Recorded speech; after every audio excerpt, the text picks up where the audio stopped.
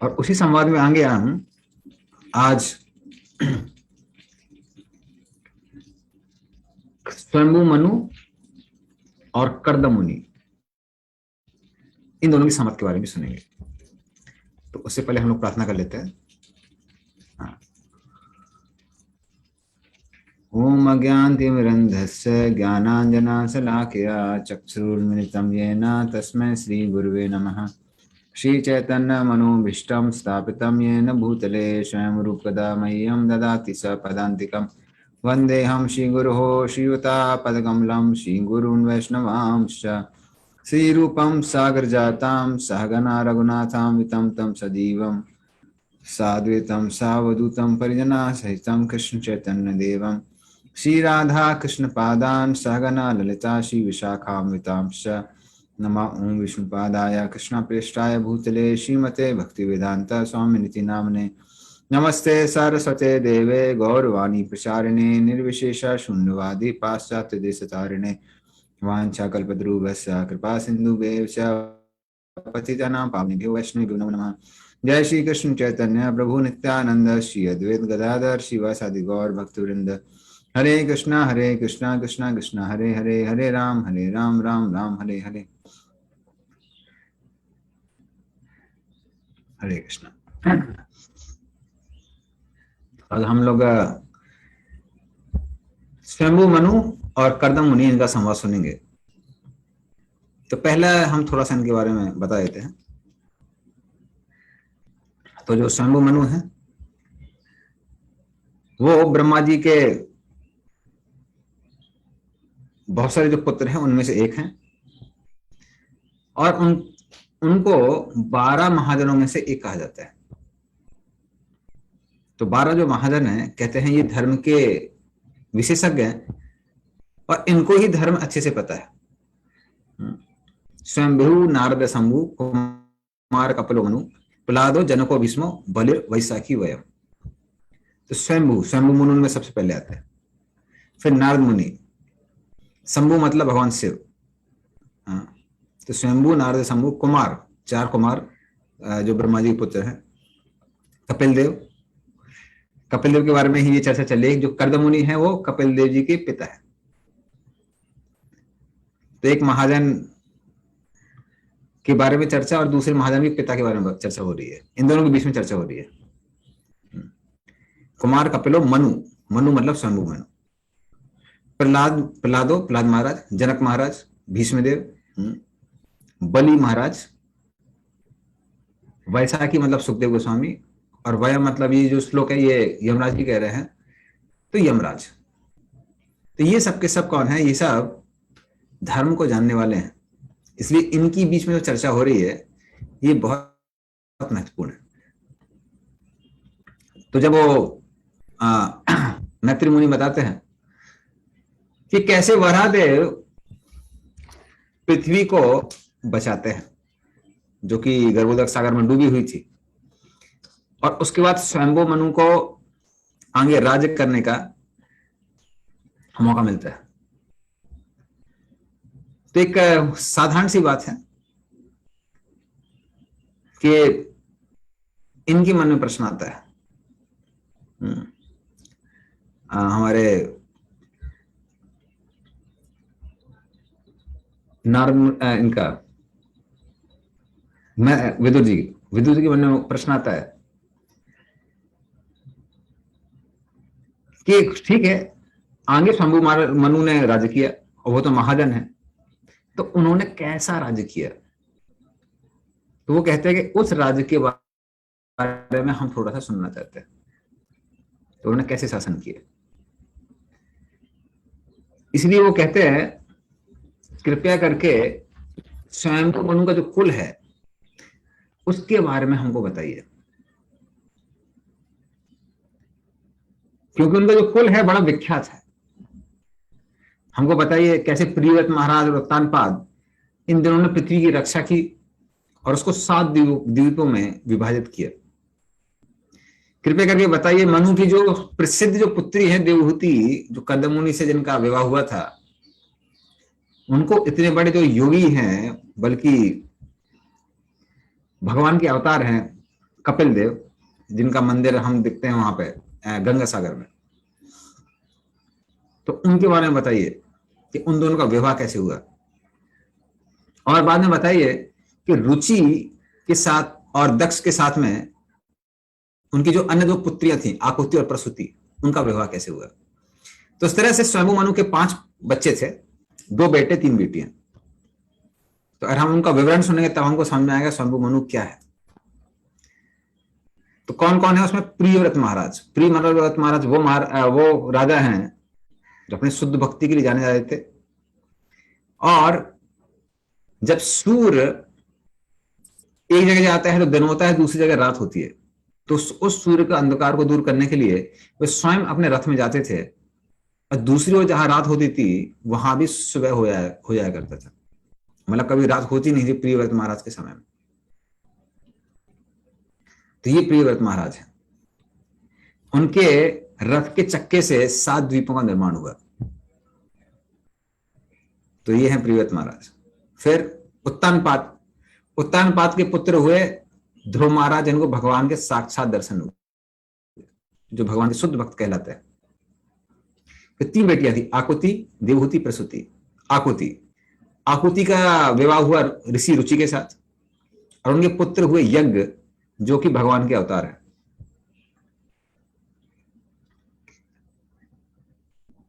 फिर देवहूति का विवाह हुआ कर्दम मुनि के साथ, उनके पुत्र हैं कपिल देव, जो भगवान के अवतार है।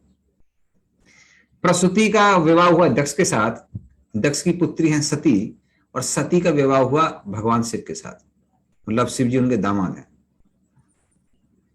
तो कोई कहीं भगवान है, कहीं दामाद हैं, सब लोग एक से बढ़ के एक है। दामाद मतलब उनकी पुत्री के दामाद हैं।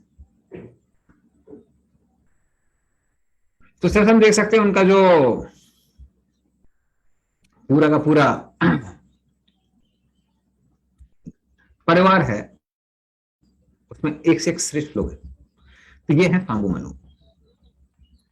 अभी हम कर्दम मुनि के बारे में चर्चा करते हैं,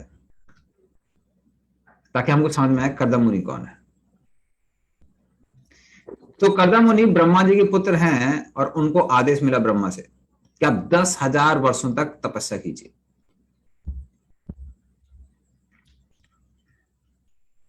क्योंकि अगर हमारी इंद्रियां संयमित नहीं है तो हम इंद्रियों को भगवान की सेवा में नहीं लगा सकते।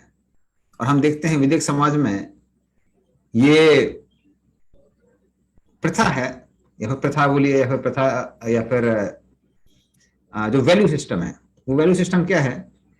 लोगों को पहले इंद्रियों को संयमित करना सिखाया जाता है, उसके बाद उनकी इंद्रियों को वर्णाश्रम धर्म की पालना में लगाया जाता है। तो वैल्यू पहले दी जाती है, स्किल बाद में दी जाती है। आजकल हम देखेंगे स्किल की बहुत बात होती है, वैल्यू की बात नहीं होती है। इसी वजह से संसार पूरा परेशान है। पूरे संसार में हमको करप्शन दिखाई देता है, जहां लोग जाते हैं वहां पर घोटाला करने लगते हैं, अपने पद का दुरुपयोग करने लगते हैं। कारण क्या है? इंद्रियां संयमित नहीं है। इसलिए ब्रह्मा जी ने कर्दम मुनि को आदेश दिया कि आप 10,000 वर्षों तक तपस्या कीजिए, ताकि आप इंद्रियां संयमित होंगी। और इस तरह से जब आप इंद्रियों को भगवान की सेवा में लगाएंगे, अपने मन को भगवान के ध्यान में लगाएंगे, तब आपको भगवान का आशीर्वाद मिलेगा। प्रपन्न वरदासु सम, वो भगवान जिनकी जो लोगों ने शरण ली है, तो उनको क्या मिलता है? अलग अलग वरदान प्राप्त होते हैं।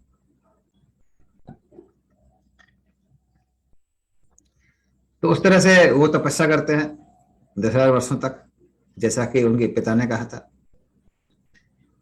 उसके बाद में भगवान उनसे प्रसन्न हो जाते हैं। जैसा कि सोचा था वैसा ही होता है। भगवान कर्दम मुनि से बहुत प्रसन्न होते हैं। प्रसन्न होने के बाद में भगवान उनके सामने प्रकट भी हो जाते हैं।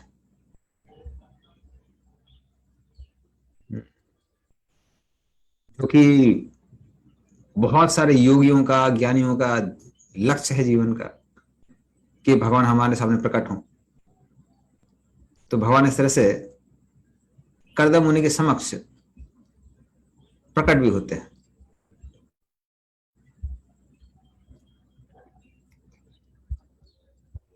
और फिर उसके बाद में, प्रकट होने के बाद में, भगवान उनसे वरदान वरदान देने के लिए बोलते हैं। तो कैसे भगवान प्रकट होते हैं उसके बारे में हम आपको थोड़ा सा पिक्चर दिखाते हैं कि कैसे भगवान दिखे जब वो कर्दम मुनि के सामने अवतरित हुए। तो एक मिनट रुकिए, मैं उसका आपको वीडियो दिखाता हूँ, सॉरी पिक्चर दिखाता हूँ आपको। तो इस तरह से बिंदु सरोवर, जो कि आजकल लोग बोलते हैं भुवनेश्वर के बगल में है, भुवनेश्वर का जो मंदिर है वहां बिंदु सरोवर है, तो वहां पे भगवान इस तरह से प्रकट होते हैं। तो गर्भ में बैठे हुए थे और कर्दम मुनि इस तरह से तपस्या कर रहे थे। ये कर्दम मुनि है, ये भगवान विष्णु है। तो इस तरह से भगवान कर्दम मुनि को दर्शन देते हैं। और भगवान का जो रूप था वो सूर्य की तरह दीप्यमान था, उससे बहुत किरणें निकल रही थी। गले में उनके सफेद कमलों की माला थी। हाँ। और जो जिसको वाटर लिली कहते हैं, पानी में और भी जो फूल होते हैं वो भी बड़े सुगंधित होते हैं, उनकी माला पहने हुए थे, पीताम्बरी धारण किए हुए थे। और उनका जो चेहरा था वो उनके घुंघराले बालों से ढका हुआ था। और हाथों में वो शंख चक्र गदा पद्म धारण किए हुए थे। किरीटिनम कुंडलिनम शंख चक्र, किरीटिनम कुंडलिनम शंख चक्र गदाधरम, श्वेतोत्पल क्रीडंकम मनहा स्पर्श स्मिते क्षणम। तो इस तरह से वो सर में मुकुट, कानों में कुंडल धारण किए हुए थे, शंख चक्र गदा पद्म धारण किए हुए थे, और उनके चेहरे पे हल्की सी मुस्कान थी। मना स्मर्श स्मित एक क्षण। तो इस तरह से वो मुस्कुराते हुए, एक क्षण का मतलब है दृष्टिपात करना, उस तरह से देख रहे थे कर्दम मुनि को, क्योंकि उनकी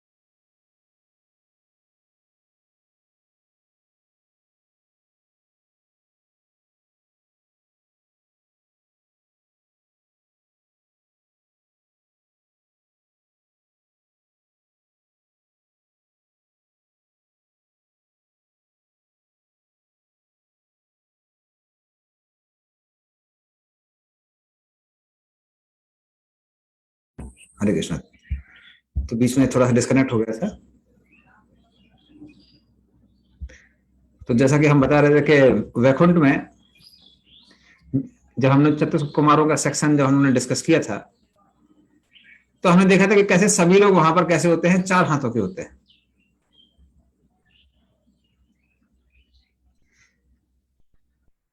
लेकिन भगवान के पास दो विशेष चीजें हैं। क्या है? एक तो उनके सीने में श्रीवत्स का चिन्ह है। श्रीवत्स का चिन्ह जो है वो लक्ष्मी जी का प्रतीक है। और फिर वो कौस्तुमणि को भी धारण किए होते हैं। तो ये दो चीजें स्पेशल है, जो कि भगवान विष्णु के पास है, अन्य लोगों के पास नहीं है। भले ही वो सब देखने में एक जैसे लगते हैं, भगवान जैसे लगते हैं।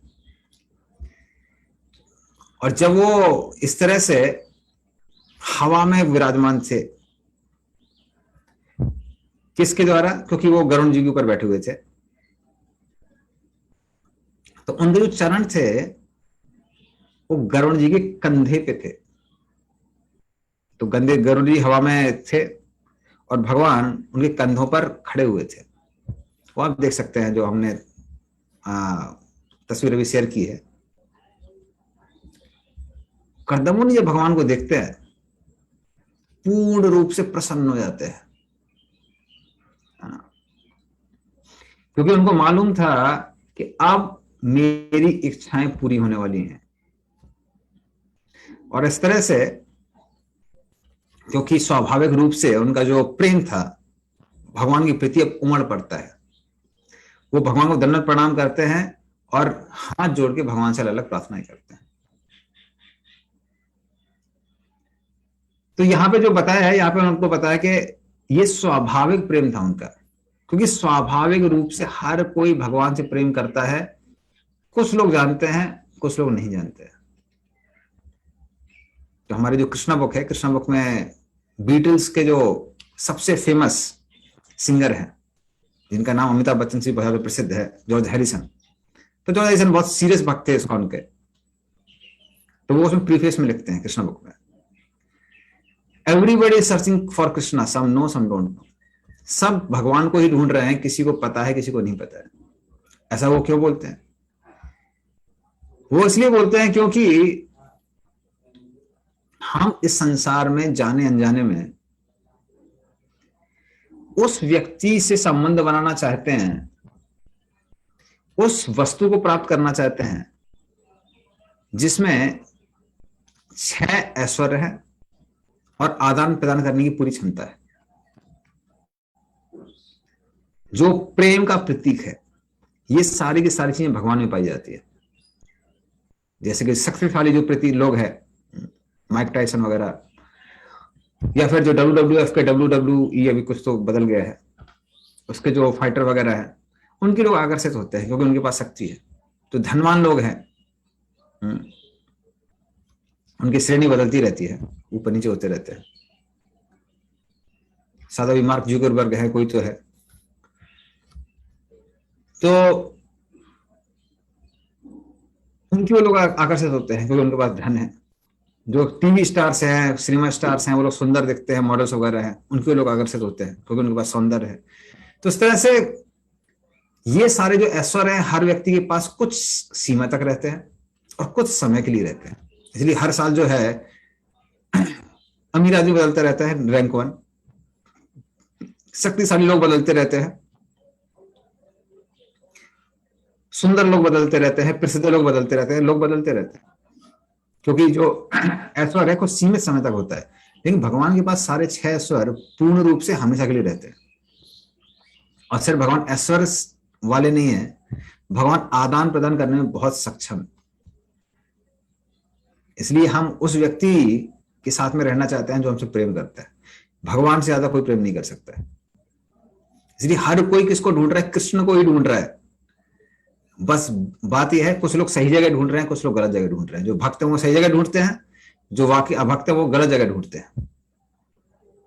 थोड़ा सा कुछ लोगों के अंदर ऐश्वर्य देखते हैं, उनकी ओर आकर्षित हो जाते हैं। और भगवान के प्रति जो प्रेम है, ये प्रेम हर जीव के अंदर है, जो कि काम क्रोध से ढका हुआ है। नित्य सिद्ध कृष्ण प्रेम साधु कब नाय, श्रवणादि शुद्ध चित्त करवे उदाय। तो नित्य सिद्ध, ये जो कृष्ण प्रेम है ये नित्य सिद्ध है, हर जीव के हृदय में है। और जब हम भगवान के बारे में सुनते हैं, भगवान का कीर्तन करते हैं, तो ये प्रेम कैसा हो जाता है? जागृत हो जाता है। इसलिए हमने कई बार देखा है, कुछ लोगों को लगता है नहीं कि ये लोग भक्त बनेंगे, एक भक्त बन जाते हैं, क्योंकि हर किसी के अंदर भक्ति करने का जो झुकाव है वो हर किसी के अंदर है। ये आत्मा का एक लक्षण है भगवान से प्रेम करना। तो ये जो प्रेम था, क्योंकि अभी कदम मुनि काम क्रोध लोभ सबसे तपस्या के द्वारा मुक्त हो गए थे, वो प्रेम अभी कैसा होता है? वो जागृत हो जाता है, दिखता है सबके सामने। और फिर कदम मुनि सुंदर सुंदर स्तुतियों द्वारा भगवान की प्रशंसा करते हैं। तो उस स्तुतियों के बारे में हम लोग सुनेंगे। वो कहते हैं, आज मेरी आंखों को परम लक्ष्य प्राप्त हो गया है। आज मेरी आंखों को उनका ध्येय प्राप्त हो गया है। क्योंकि इन आंखों को आपका दर्शन मिल रहा है, उनका दर्शन मिल रहा है जो सभी चीजों का आश्रय है। तो इस संसार में हम अलग अलग चीजों को देखने जाते हैं, पर वो सबके सब कहां आश्रित हैं? वो भगवान के अंदर आश्रित हैं। हम सीनिक प्लेस को देखने जाते हैं, क्यों देखने जाते हैं? क्योंकि सुंदर है, उनका अनुभव अलग होता है। लोग सुंदर पुरुष और स्त्रियों को देखते हैं क्योंकि उनका एक सुंदरता है। सुंदर वस्तुओं को देखते हैं, उनके अंदर सुंदरता है। पर ये सारी सुंदरता कहां से आई है? कृष्ण से आई है। तो भगवान विष्णु को देख के बोलते हैं कि वो सारी सुंदरता आपके अंदर से आई है, इसलिए ये मेरी आंखों को उनका ध्येय प्राप्त हो गया है। क्योंकि जिस चीज को मैं आज तक ढूंढ रहा था वो आज प्राप्त हो गई है। जिस सुंदरता का मैं को देखने का प्रयास कर रहा था, जिसके लिए लोग एक देश से दूसरे देश, कभी चंद्रमा में भी जाते हैं उसको ढूंढने के लिए सुंदरता को, वो सुंदरता आज मुझे दिख रही है क्योंकि आप सारी सुंदरता का, सारी वस्तुओं का आश्रय है। तो जो बहुत उत्तम उच्च कोटि के योगी होते हैं, वो कई जन्मों बाद आपका दर्शन देख पाते हैं, या फिर अपेक्षा ही करते रह जाते हैं, दर्शन नहीं होते हैं, आशा रह जाती है उनकी वैसी की वैसी। लेकिन आज मुझे आपके दर्शन हो रहे हैं, तो मुझे अपनी आंखों को उनका लक्ष्य प्राप्त हो गया है। और फिर वो कहते हैं, अभी वो मन में सोचते हैं कि अरे भगवान तो सामने दिख गए हैं, लेकिन अभी भी मेरे अंदर अपने पिता की आज्ञा पालन करने की इच्छा बची है। वो क्या इच्छा थी? कि प्रजा को बढ़ाया जाए। तो उसके बारे में सोच के वो थोड़े से दुखी हो जाते हैं, कह रहे ये इच्छा कैसे बच गई? तो वो श्लोक बोलता है, ये मायया ते हतमेद सस्त्वत् पादारविंदम भव सिंधु पोतम उपासते काम लवायते साम राशि से कामा निर्येपि येषु पादारविंदम भव सिंधु पोतम। आपके जो चरण हैं वो उस पोतम जहाज की तरह हैं जो कि इस संसार सागर को पार करने के लिए बनी हुई है। भगवान के चरणों की तुलना एक जहाज से बहुत जगह की गई है, बहुत सारे श्लोक हैं। हाँ, कल भी हम जब भागवतम क्लास दे रहे तब भी कुछ श्लोक बोले थे। तो इस तरह से बहुत सारे श्लोकों में वर्णन किया गया है कि कृष्ण के जो चरण हैं, भगवान के जो चरण हैं, वो इस संसार सागर को पार करने के लिए बने हुए हैं। लेकिन उपासात उपासिते काम लवायते साम राशि से कामा निर्येपि येषु, कि जो लोग कम बुद्धि वाले हैं, ये माया आते हत मेदे शस्त्र, तो जिनकी बुद्धि को माया ने हर लिया है, ऐसे लोग क्या करते हैं? इस संसार में जो भौतिक वस्तु है उनके पीछे भागते हैं। उनको पता नहीं है कि सिर्फ आपके जो चरण है वो संसार सागर को पार करने वाले हैं। इसलिए कृपया करके मुझ पर कृपा कीजिए, क्योंकि मेरे अंदर भी वो इच्छाएं हैं। तो ये उनकी नम्रता दिख रही है। अभी किसी के सामने भगवान प्रकट होते तो वो बोलते अरे बाप रे, मैं तो इतना बड़ा ये हूं वो हूं, और ये क्या, ये नम्रता प्रकट कर रहे हैं। क्या बोल रहे हैं? अरे मेरे अंदर अभी भी बहुत इच्छा है, तो मैं तो आपके भक्ति के लायक नहीं हूं, आपका भक्त कराने के लायक नहीं हूं। तो उस तरह से वो शर्मिंदा होते हैं अपनी इच्छा के ऊपर। इसलिए वो कहते हैं कि मैं भी उन लोगों की तरह हूं, उन मूर्खों की तरह हूं। हे भगवान, मैं उन मूर्खों की तरह हूं जिनकी अभी मैं निंदा कर रहा हूं। तो जिनके भी मैं निंदा कर रहा हूं उनके अंदर भौतिक कामनाएं हैं, मैं भी उनके जैसा ही हूं, क्योंकि मैंने आपकी पूजा की है, क्योंकि आप सारी इच्छाओं को पूरा करने वाले हैं। तो मेरी इच्छा है कि मैं उस लड़की से मेरा विवाह हो जिसका मन मेरे साथ तालमेल खाता है, जो कि वैवाहिक जीवन की सारी इच्छाओं को पूरा कर सकती है। मुझे उस स्त्री के साथ में क्या करना है? उस लड़की के साथ में विवाह करना है। और भगवान कहते हैं कि अरे इनका हृदय तो पूरी तरह से साफ है। इसलिए भगवान प्रश्न पूछ सकते हैं, कह सकते हैं अरे तुमको जब सब कुछ पता है तुम बिना भौतिक इच्छाओं की मेरी पूजा क्यों नहीं कर सकते हो। इसलिए वो अगले श्लोक में बोलते हैं, वो कहते हैं क्योंकि मैं अपने पिता परम पिता ब्रह्मा और मेरे जो पिता हैं ब्रह्मा जी, उनके आदेशों से बंधा हुआ हूं।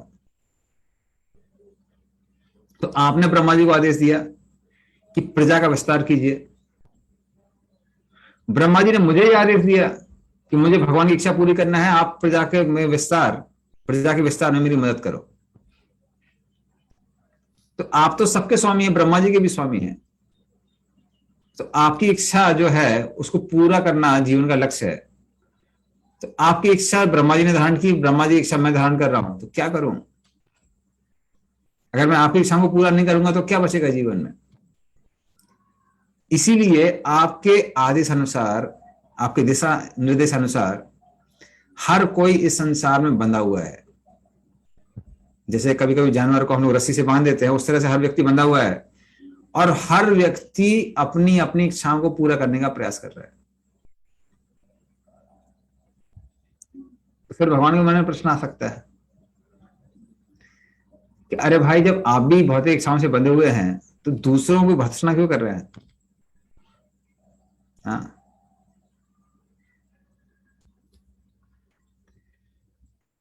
और अगर मान लिया बोलते हैं भौतिक इच्छाएं ठीक है,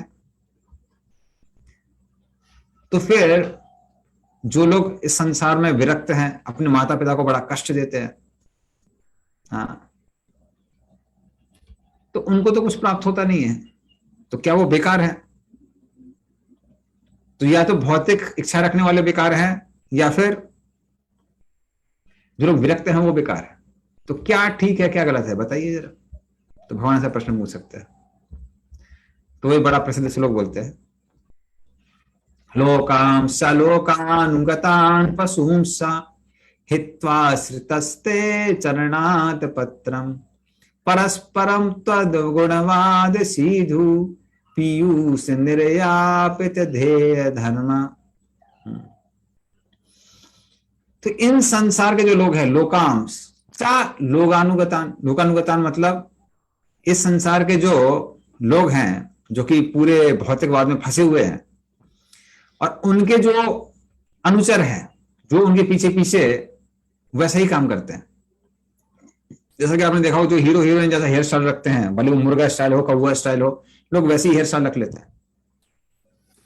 तो आजकल जो सिनेमा आर्टिस्ट वगैरह हैं वो एकदम भौतिकवादी हैं और अन्य लोग भी उनको अपने जीवन का लीडर मान के उनके जैसे ही कार्य करते हैं, लोकानुगता। हाँ, तो वो सब के सब कैसे हैं,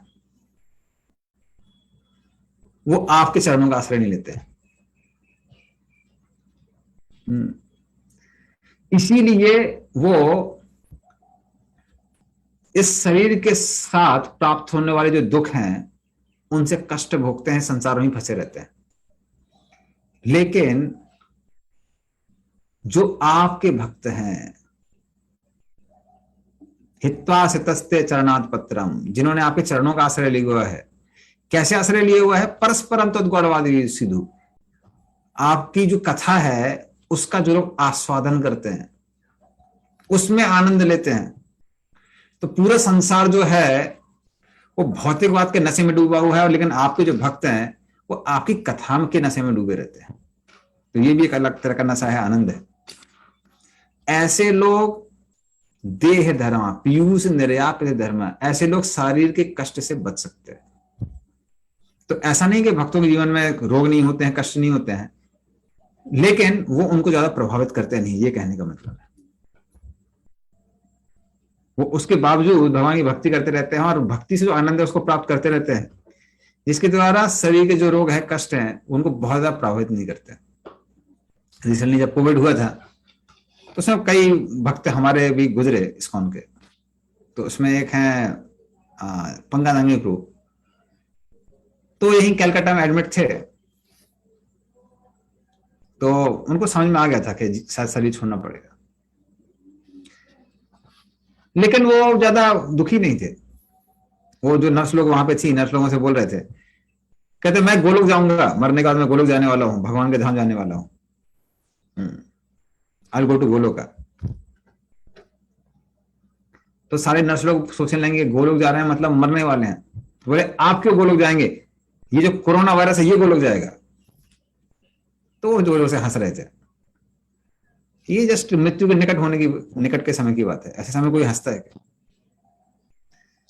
तो इस तरह से भक्त लोग जो हैं वो, उनको भी रोग हो सकते हैं पर वो उससे प्रभावित नहीं होते हैं। इसलिए वो कहते हैं काल जो है, काल भक्तों को प्रभावित नहीं करता है। भले वो इस संसार में जितने भी लोग हैं उनकी आयु को घटा देता है, लेकिन उनको प्रभावित नहीं करता है। वो काल जो कि 13 महीनों से बना हुआ है, मतलब 12 महीने और एक अधिक मास, कभी अधिक मास आता है। हाँ, तो वो उस काल के क्या है, चक्र जैसे हैं। जैसे चक्र में क्या होता है, कुछ स्पोक्स होते हैं, तो वो 13 है, वो 13 महीनों की तरह है।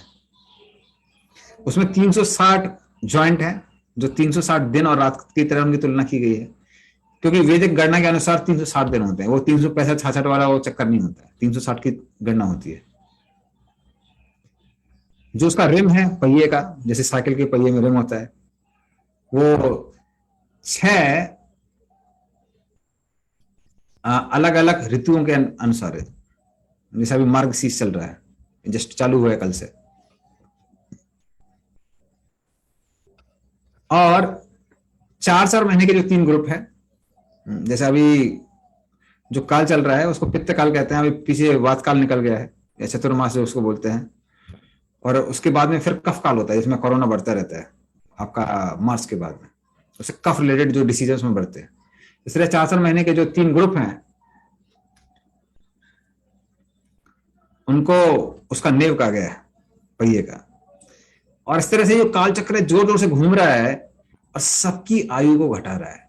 किसको छोड़ के, भक्तों को छोड़ के। क्योंकि भक्तों की आयु घटती नहीं है, दृष्टि से भौतिक दृष्टि देखा जाए तो घट रही है, लेकिन वो उस समय का प्रयोग कर रहे हैं, वो समय खर्च नहीं कर रहे हैं, वो क्या कर रहे हैं, समय का इन्वेस्टमेंट कर रहे हैं। इसलिए हमने पहले भी एक श्लोक पढ़ा था, आयु हरति वै पुंसाम उद्यानस्तंच या नसो तस्ते या क्षणोनीता उत्तम श्लोक वार्ताया। तो आयु हरति वै पुंसाम उद्यान अस्तंच या नसो। तो सूर्य उदय और सूर्य अस्त के साथ में क्या होता है, सूरज सबकी आयु को चुरा लेता है, आयु हरति। तस्ते या क्षणोनीचा उत्तम श्लोक वार्ता है। लेकिन जो उत्तम श्लोक, भगवान की उत्तम श्लोकों से स्तुति करते हैं, उनकी जो आयु है वो घटती नहीं है। तस्ते या क्षणोनीचा उत्तम श्लोक वार्ता है। उनके बारे में जो वार्ता करते हैं, श्रवण करते हैं, कीर्तन करते हैं, क्यों, वो क्या कर रहे हैं, उस समय को इन्वेस्ट कर रहे हैं। आप बैंक में पैसे को डालते हैं, उसको इन्वेस्टमेंट कहते हैं। बाहर खर्च करके आते हैं, हाँ, जो ये खरीद के आते हैं उसको इन्वेस्टमेंट नहीं कहते, उसको खर्च कहते हैं। तो बाकी लोग समय खर्च करते हैं, भक्त लोग उसका सदुपयोग करते हैं, उसका इन्वेस्टमेंट करते हैं। इन्वेस्टमेंट से रिटर्न क्या मिलेगा उनको, उस समय के परे चले जाएंगे और जन्म मृत्यु के परे चले जाएंगे, ये उनको रिजल्ट मिलने वाला है। और फिर वो भगवान से कहते हैं कि आप अपनी योग द्वारा, माया द्वारा इस संसार की रचना करते हैं, उसको मेंटेन करते हैं, उसका विध्वंस करते हैं। किसकी तरह, एक मकड़ी की तरह। जैसे एक मकड़ी होती है, वो क्या करती है, अपने मुंह से जाल को बुनती है।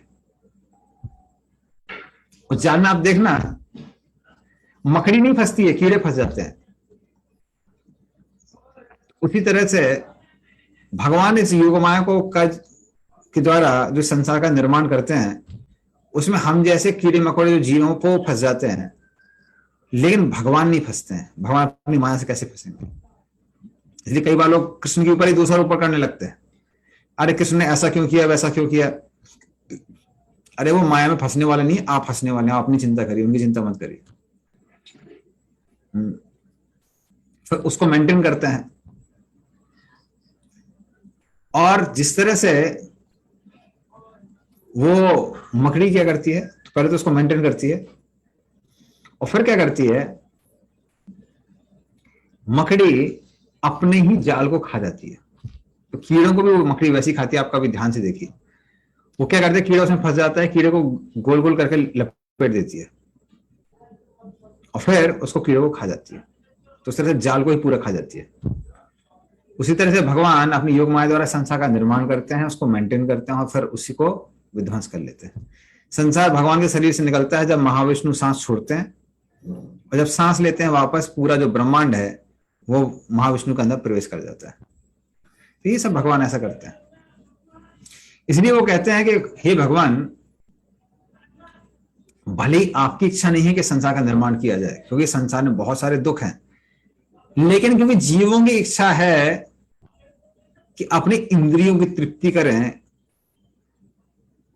और भौतिक जगत का भोग करें, इसलिए उनकी इच्छा पूरा करने के लिए आप इस संसार का निर्माण करते हैं। उदाहरण किसका आता है? उदाहरण आता है जेल का। एक जेल का निर्माण कौन करता है? भले गवर्नमेंट करती है, जैसे भगवान कर रहे हैं संसार का निर्माण, गवर्नमेंट करती है, लेकिन किसके कारण होता है वो निर्माण? क्योंकि चोर चक्कों का, गुंडों का की इच्छा है कि संसार के या गवर्नमेंट के नियमों को तोड़ा जाए, इसलिए जेल बनाना पड़ता है, वरना निर्माण की आवश्यकता नहीं पड़ेगी।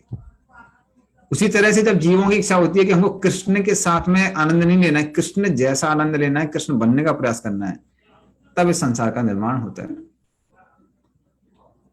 इसलिए बचपन से ही लोग कृष्ण बनने का प्रयास करते रहते हैं।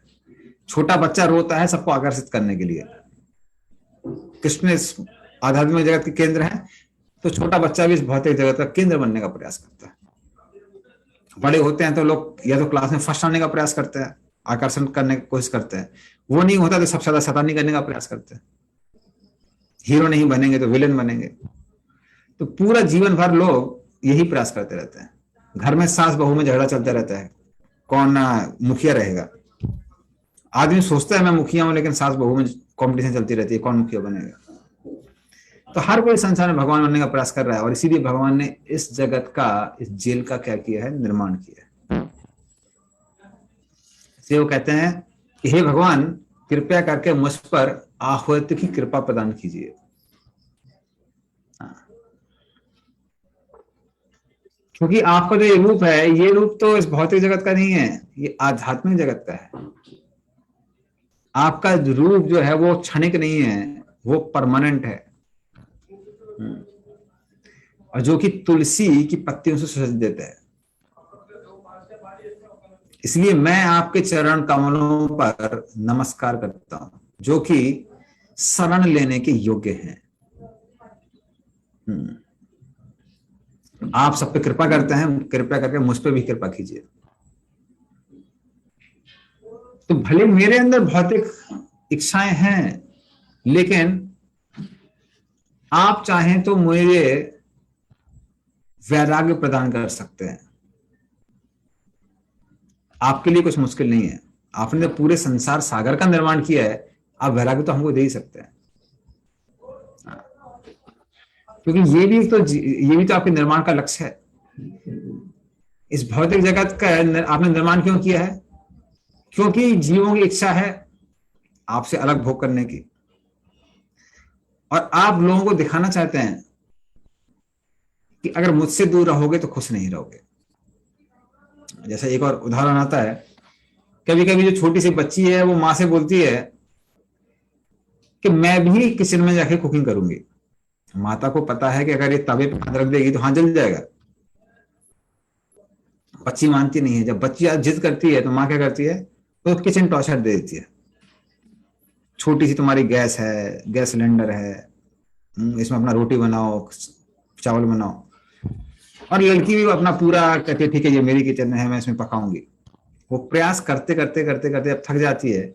उस समय कई बार माता पीछे से देखती रहती है ये कब थकेगी। और जब बच्ची थक जाती है तब वो लौट के माँ के पास आती है कि आपके हाथ के बना हुआ मैं खाना खाऊंगी। माँ कहती है अरे तुम्हारी रोटी का क्या हुआ? बोले नहीं नहीं वो बनने वाली नहीं है, मुझे आपके हाथ का खाना है। तो सिर्फ भगवान की प्रतीक्षा करते रहते हैं, उस माता की तरह हमेशा देखते रहते हैं कब ये जीव मेरे पास वापस आएगा, कब वापस आएगा, कब इस भौतिक खिलौनों से विरक्त होगा। तो भगवान ये प्रतीक्षा करते रहते हैं। इसलिए इस जगत के दो कारण हैं।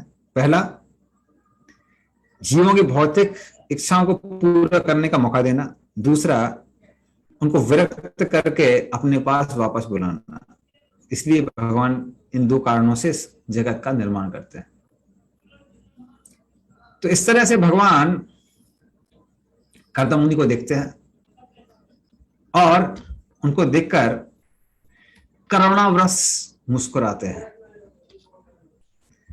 और फिर वो अपनी अमृत वाणी को छोड़ते हैं अपने मुंह से। तो भगवान के मुंह से जो भी निकलता है वो कैसा है, बहुत मधुर है और एक अमृत की तरह है। अधरम वदनम, अधरा मधुरम, वदना मधुरम, तिलकम मधुरम, रसितम मधुरम। सब भगवान का सब कुछ मधुर है। गमनम मधुरम, मधुराधिपते अखिलम मधुर।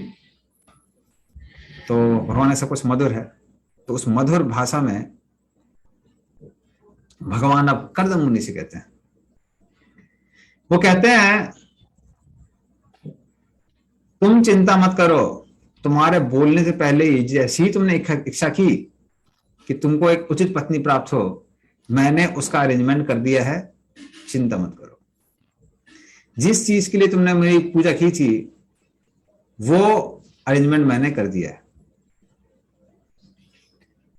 तुम जैसे जो भक्त हैं, जो भक्ति भाव से मेरी सेवा करते हैं, ऐसा हो ही नहीं सकता है कि उनकी इच्छा पूरा ना हो। तो मैं अवश्य तुम्हारी इच्छा पूरा करूंगा। अभी भगवान इच्छा पूरा करते हैं और देवता लोग इच्छा पूरा करते हैं, इसमें अंतर है। अंतर किसका जैसा अंतर है? जैसे एक पिता बच्चों की इच्छा पूरी करता है और दुकानदार इच्छा पूरा करता है, दोनों में अंतर है। दुकानदार को आप पैसे दीजिए, दुकानदार आपके बारे में नहीं सोचता, वो अपने प्रॉफिट के बारे में सोचता है। वो क्या करता है, सामान देता है। इसलिए देवताओं की अगर आप अच्छे से पूजा कर रहे हैं, उसे देवताओं को लाभ मिलता है। देवता क्या करते हैं, आपको जो वरदान चाहिए आपको वरदान दे देते हैं। लेकिन भगवान आपको वो देते हैं जो आपके लिए अच्छा है। अगर बच्चे के मुंह में पारिया है और वो बाप से चॉकलेट मांगता है, तो बाप उसको चॉकलेट नहीं देगा, बल्कि क्या करेगा, पहले डॉक्टर के पास लेके जाएगा, उसका दांत ठीक होने का प्रतीक्षा करेगा, और जब दांत ठीक हो जाएगा तब चॉकलेट देगा। इसलिए भगवान हमको वो देते हैं जो हमारे लिए अच्छा है। अन्यथा आप देवताओं से धन मांग रहे हैं, वो आपको धन दे देंगे, बाद में पता चलेगा कि उस धन के लिए कोई आप पे हमला कर देता है,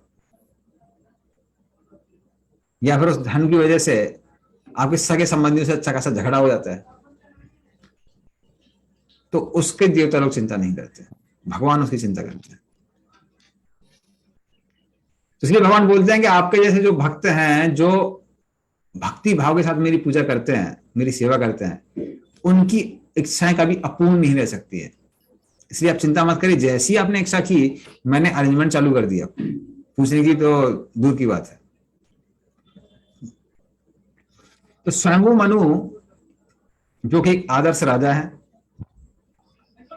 अपने ब्रह्मवर्त में रहते हैं ना, और वहां से क्या करते हैं, पृथ्वी पे शासन करते हैं। अभी ये ब्रह्मवर्त ऊपर है नीचे है, ये हमको एकदम इतना क्लियर नहीं है। तो एक जो ब्रह्मवर्त है वो कानपुर के पास में जो बिठूर करके जगह है, बिठूर का पहले नाम ब्रह्मवर्त था। तो ब्रह्मवर्त वो जगह है जहां जो गंगा और यमुना के बीच की जमीन है। तो बिठूर में वो स्थान है। अभी आप वहां पे जाएंगे तो वहां पे आपको ध्रुव किला दिखाई देगा। खासकर क्योंकि हमारे घर के बहुत पास है जहां मेरा जन्म हुआ है, तो मैं कई बार वहां जाता रहता। तो ब्रह्मवर्त, तो कह रहे वो ब्रह्मवर्त में रहते हैं,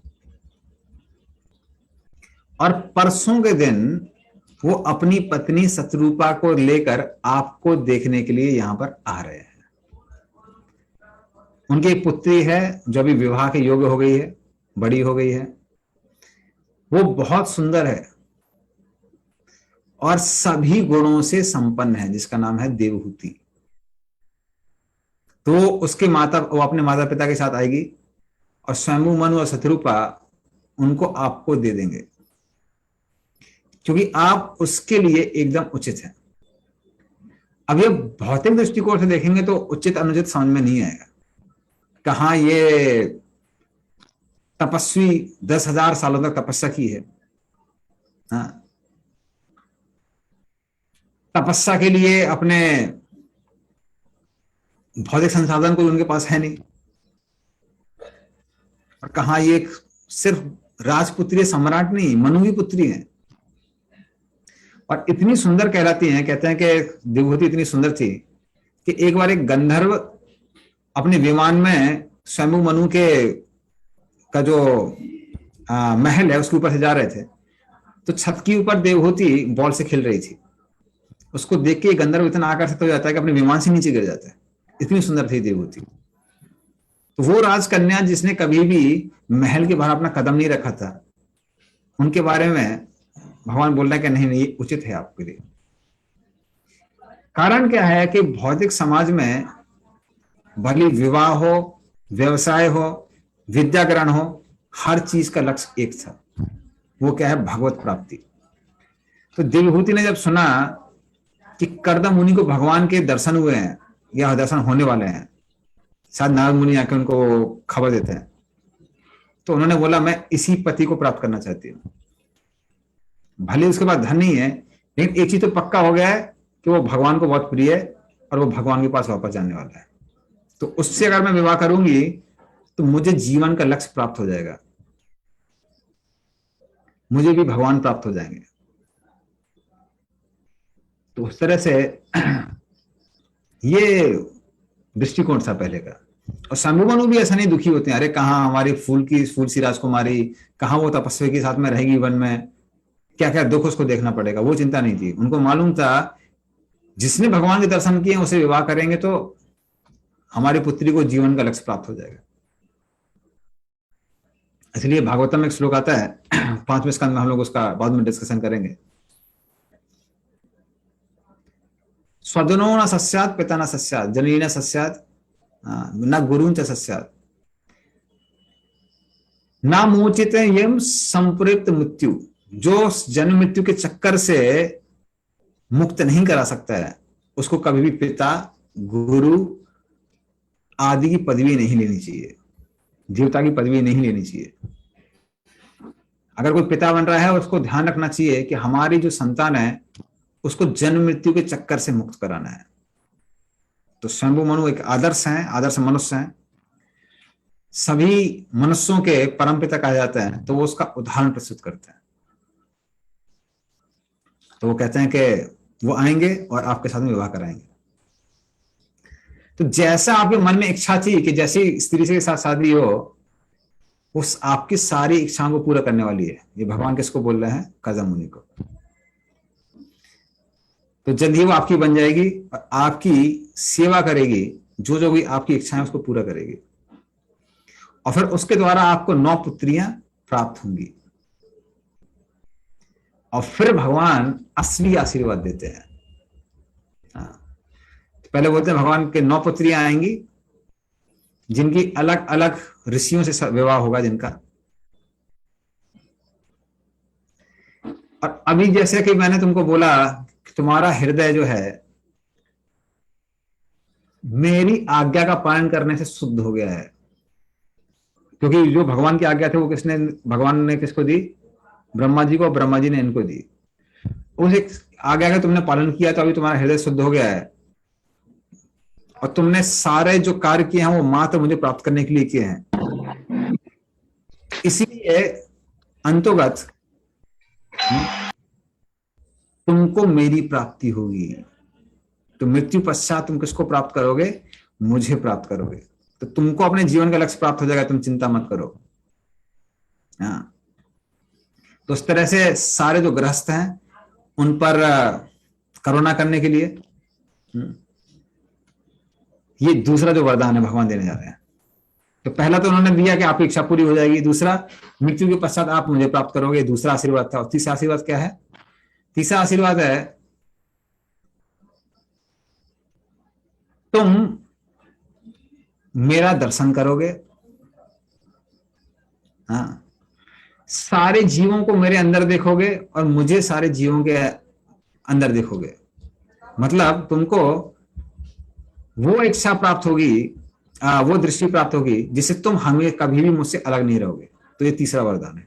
और फिर चौथा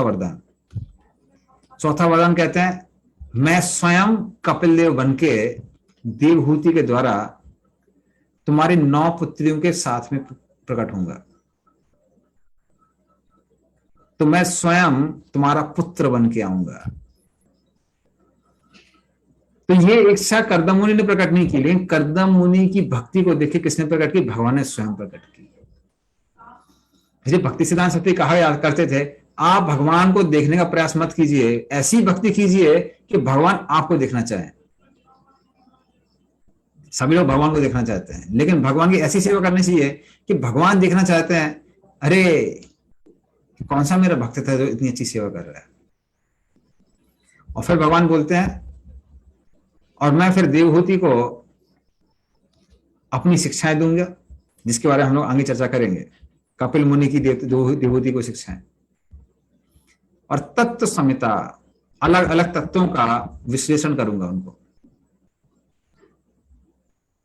तो इस तरह से भगवान को आशीर्वाद देते हैं। और फिर भगवान अंतर्ध्यान हो जाते हैं।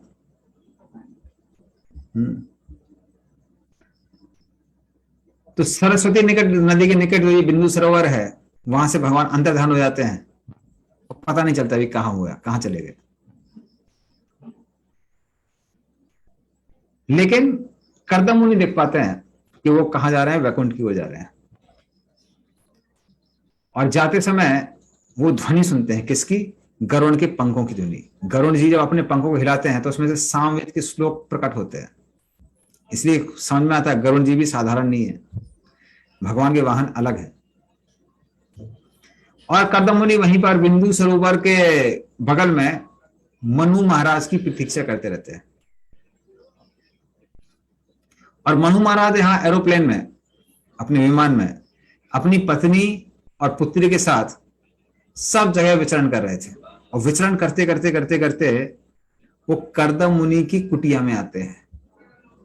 कब? जब भगवान ने बोला था। भगवान ने बोला परसों, मतलब परसों के दिन, उस दिन के बाद परसों के दिन भगवान प्रकट होते हैं। तो उस तरह से बिंदु सरोवर जो कि भगवान के अश्रुओं से मिला हुआ था, क्योंकि भगवान जब कर्दम मुनि तपस्या को देखते हैं इतने प्रसन्न हो जाते हैं कि उनकी आंखों से आंसू आ जाते हैं। और उनके जो करुणा के आंसू हैं उस बिंदु सरोवर में मिले हुए थे। तो उसके निकट जो ये कर्दम मुनि का आश्रम था, वहां पे वो आते हैं, जो कि सरस्वती की नदी के जल से भरा हुआ है। तो आपने देखा होगा, उसको ऑक्सबो लेक कहते हैं। जब नदी है वो क्या करती है, धीरे किनारे को काटती है, ऐसे ऐसे हिलती है, और फिर बाद में वो एक सरोवर छोड़ जाती है। तो ये जो सरोवर है बिंदु सरोवर है, जो कि सरस्वती नदी के जल से निर्मित था और भगवान के आंसुओं से निर्मित था, जिसका बड़े बड़े संत लोग भी जिसकी पूजा करते हैं। उस सरोवर के निकट सारे के सारे जो पुण्य पेड़ पौधे थे, पुण्य पेड़ पौधे कैसे होते हैं, जैसे आम का पेड़ या फिर कटहल का पेड़, ये सब पुण्य कहलाते हैं कि उनमें से फल निकलते हैं। और जो पेड़ हैं जिनसे फल नहीं निकलते उनको पुण्य पेड़ नहीं कहते हैं। तो पहले लोग वैसे फल लगाते थे, वैसे पेड़ लगाया करते थे जिनसे फल और फूल निकलेगा। आजकल लोग ऐसे ही कुछ भी पेड़ लगा देते हैं, और जो कि अलग अलग पशु और पक्षियों का घर है। और वहां पर अलग अलग पक्षी अपना कोलाहल करते थे, अलग अलग जो भंवरे हैं वो गुंजन करते थे। जो मोर हैं वो आवाज कलरव करते थे और नाचते थे, पीहू पीहू ऐसे आवाज किया करते थे। कोयल आदि गुंजन किया करती थी। और वहां पे कदम्ब, चंपक, अशोक, करंजय, बकुल, आसन, कुंद, मंदार, ये अलग अलग, और जो आम के पेड़ हैं वो पेड़ थे बहुत सारे वहां पे। और इस तरह से बहुत सुंदर सुंदर जो पक्षी हैं, हंस हैं, वहां पर रहा करते थे। और अलग अलग जो जानवर थे वो भी वहां रहा करते थे, शेर, चीते, हाथी, हिरण इत्यादि। तो इस तरह से जब वो मनु जी वहां पे आते हैं, मनु महाराज वहां पे आते हैं, तो मनु महाराज वहां पे जब कर्दम मुनि को देखते हैं, तो कर्दम मुनि को देखकर मनु बहुत प्रसन्न हो जाते हैं। मनु को मालूम था कि अभी मुझे उस व्यक्ति के दर्शन हो रहे हैं जो मेरा दामाद बनने वाला है, और जिसको भगवान के स्वयं दर्शन हुए। तो साधारण व्यक्ति नहीं है, बहुत असाधारण व्यक्ति है। तो उस व्यक्ति का मुझे क्या हो रहा है, दर्शन हो रहा है। तो मनु महाराज बहुत प्रसन्न होते हैं उनको देख के। हाँ। और फिर उसके बाद में उनको देख के ही जब वो देखते हैं कर्दम मुनि जिन्होंने अभी अभी यज्ञ किया है, या फिर जैसे यज्ञ की तैयारी कर रहे हैं, तो वो देखते हैं कि उनका जो शरीर है पूरी तरह से दीदीप्यमान हो रहा था।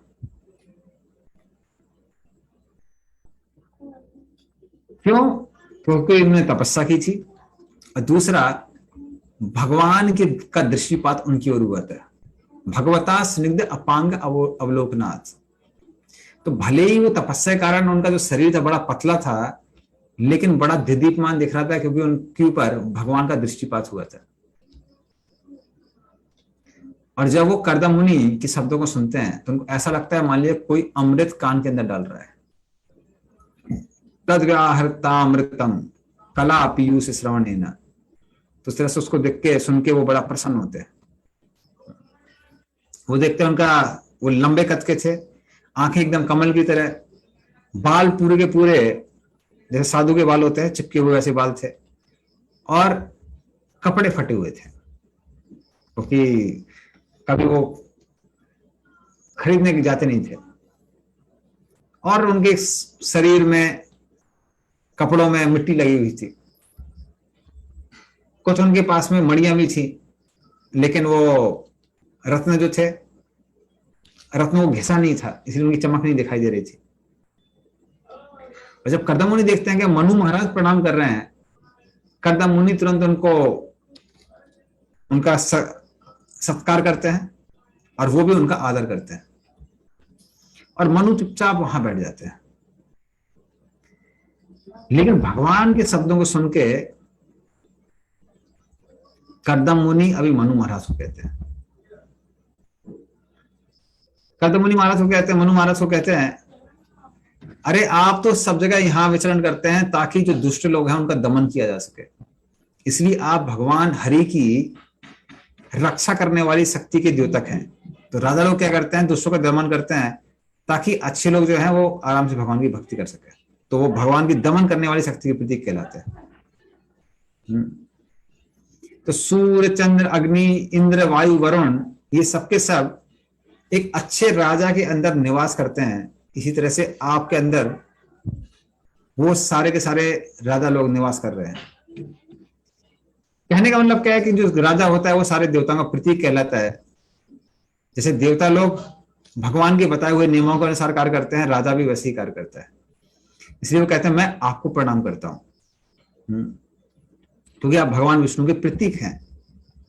भगवान विष्णु के आदेश अनुसार इस संसार का संचालन कर रहे हैं। तो यदि आप सूर्य के समान दीदीप्यमान अपने रथ में अपना धनुष लेके और अपनी सेना को लेके यहां विचरण नहीं करेंगे तो वर्णाश्रम धर्म कैसे स्थापित होगा? किस तरह से दुष्ट लोगों का दमन होगा? तो आप जैसे लोगों के, आप जैसे राजाओं के कारण वर्णाश्रम धर्म स्थापित है और दुष्ट लोगों का दमन हो रहा है। अगर आप ऐसा नहीं करेंगे तो क्या होगा? अधर्म बढ़ जाएगा, और जो दुष्ट लोग हैं जो धर्म के विरोधी हैं, हाँ, उनका कोई दमन करने वाला बचेगा नहीं। इसलिए आप भगवान की बहुत सेवा कर रहे हैं। तो आप यहां देख सकते हैं कि भले कर्दम मुनि ब्राह्मण है, तो ये नहीं बोलते अरे मैं ऊंचे उसका हूं, जाति का हूं, तुम निचली जाति के हो। तो वैदिक समाज में ऐसा होता नहीं था, जैसे कि आजकल किताबों में दिखाया जाता है। कहीं कहीं कुछ जगह जातिवाद के कारण ऐसा हुआ है, लेकिन सब जगह ऐसा नहीं था। कुछ जगह चीजें विकृत हो जाती हैं समय के साथ, विकृत चीजों को वापस सही लाना करना चाहिए, ये नहीं कि उसको मिटा देना चाहिए। तो सर से वो प्रशंसा करते हैं, कहते हैं कि आपके कारण हम जैसे जो साधु लोग हैं वो लोग भक्ति कर पा रहे हैं। तो बोलते इन सब चीजों के कारण हमको मालूम है, इसी वजह से आप यहां विचरण कर रहे हैं। तो हमको मालूम है, मात्र यह कारण नहीं है यहां आने का, आपका यहां आने का कोई और भी प्रयोजन है। तो बताइए आप क्या चाहते हैं, निसंकोच बोलिए, और आपकी जो इच्छा होगी हम उस इच्छा को पूरा करेंगे। तो करदम मुनि को मालूम था कि क्या इच्छा है, कि वो अपनी पुत्री को लेकर आए हैं और पुत्री की शादी हमारे साथ कराने वाले हैं।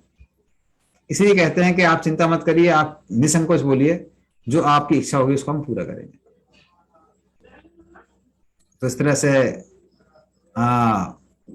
शाम्बु मनु सुनते हैं, और आगे विवाह कैसे दोनों का संपन्न होता है उसके बारे में हम लोग अगले हफ्ते फिर डिस्कस करेंगे, उसके बारे में चर्चा करेंगे। तब तक हम लोग यहाँ कथा को विराम देते हैं। गंधराज श्रीमद् भागवतम की जय, शील गोपाल की जय, निताय गौर प्रेमानंदे, हरि हरि बोल।